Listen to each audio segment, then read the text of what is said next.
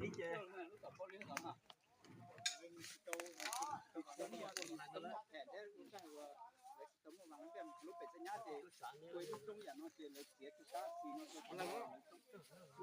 Ba tuổi à? Bo ya. Nếu mà tút tao, tút tao.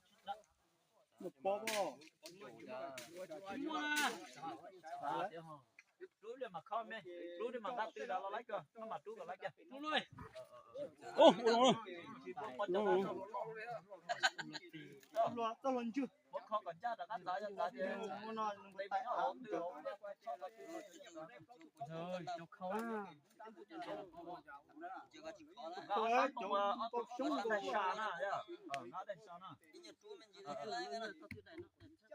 Nó đầy xa nè. Ê, không chỉ lấy một hồ nè.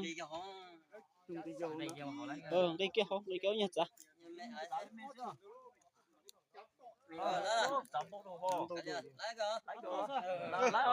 Đi lên đâu. Mất nó chết cho ăn, nếu cho mà chết mà đi khi đó cho ăn không muốn. Chết cho ăn cái.